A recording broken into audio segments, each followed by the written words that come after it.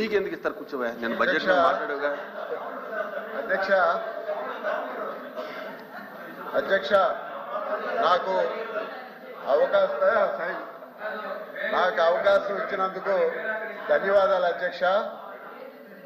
మరి ఫిబ్రవరి 28వ తేదీన ఆర్థిక మంత్రి గారు వైయావుల కేశవ్ గారు ప్రవేశపెట్టిన ఆంధ్రప్రదేశ్ బడ్జెట్ 25-26 పేరుకి 3.22 లక్షల కోట్ల బడ్జెట్ అయినప్పటికీ ఇది పూర్తిగా అంకెల మ్యాజిక్ గానే ఉంది అధ్యక్ష. ఏ ఒక్కరికి కూడా న్యాయం చేసే బడ్జెట్ అయితే కాదు అధ్యక్ష. ఎన్నికల ముందు బాబు షూరిటీ, భవిష్యత్తు గ్యారంటీ అంటే నిజంగా జగన్మోహన్ రెడ్డి గారి కన్నా గొప్ప పనులు చేస్తారని, అలాగే మరి సూపర్ 6 బ్రహ్మాండంగా అమలుపరుస్తారని ప్రజలందరూ ఊహించుకున్నారు అధ్యక్ష.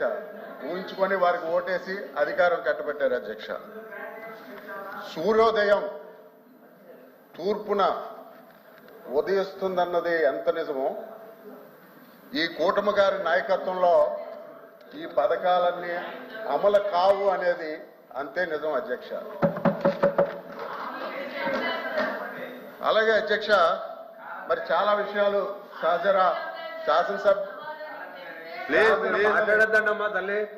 మండలి సభ్యురాలు చాలా విషయాలు చెప్పారు. అయితే నేను వాటి అన్నిటి జోలికి వెళ్ళిపోను. అయితే ఒక విషయం, గత సంవత్సరం తల్లికి వందనం బడ్జెట్ లో పెట్టిన మీరు తల్లికి వందనం అనే పథకం ప్రారంభించారా? గత సంవత్సరం పెట్టారమ్మా. ఆ తల్లికి వందనం పథకం ఇప్పటికే ప్రారంభోత్సవం చేయలే. అలాగే పిల్లలు ఇంట్లో ఎంతమంది ఉంటే అంతమందికి కూడా అటే చూస్తున్నాను. మంత్రి గారు చూస్తాను. కూర్చోండి, మీరు మంత్రి గారు కూర్చోండి.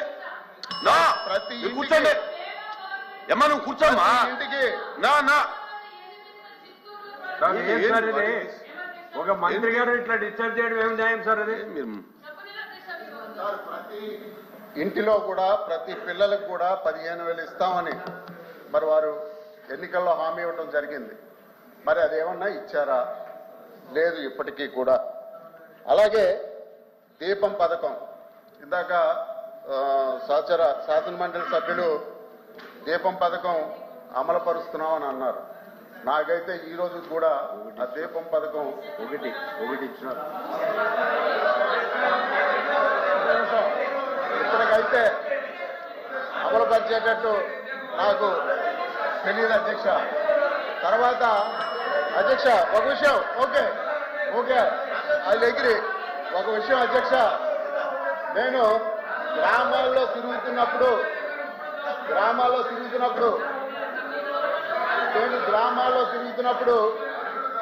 చాలా మంది మహిళలు ఎమ్మెల్సీ గారు మేము తిరుపతి వెళ్దాం అనుకుంటున్నాం, అన్నవరం వెళ్దాం అనుకుంటున్నాం, మరి మాకైతే ఇప్పటికి వచ్చి ఉచిత బస్సు సౌకర్యం కల్పించలేదు. మీరు మరి రేపు అసెంబ్లీకి వెళ్తారు కాబట్టి అధ్యక్షుడి ద్వారా లోకేష్ గారిని నువ్వు కూర్చోమ్మా. అరే నువ్వు కూర్చోమ్మా, మంత్రులు ఉన్నారమ్మా. జరగల.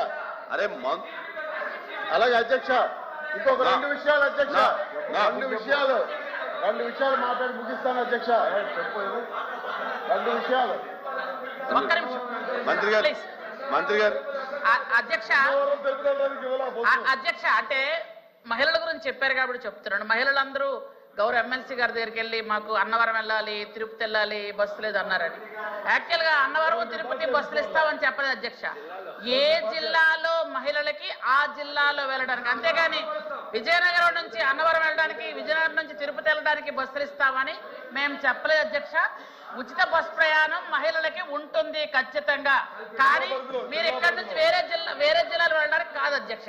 అది క్లారిటీ మీకు ఇస్తున్నాను అంతే. Thank you. ఈ ప్రకటన ఎన్నికల ముందు ఇచ్చారా, ఎన్నికలు అయ్యాక ఇచ్చారా? ఎన్నికల ముందు ఇచ్చింది వారు బస్సు ప్రయాణం ఉచితం, అదే చెప్పాం, జిల్లాలో ఉచితంగా మహిళలకి అని చెప్పారు తప్ప ఇది మీ జిల్లాలోనే అని ఎన్నికల ముందు చెప్పలేదు మీరు.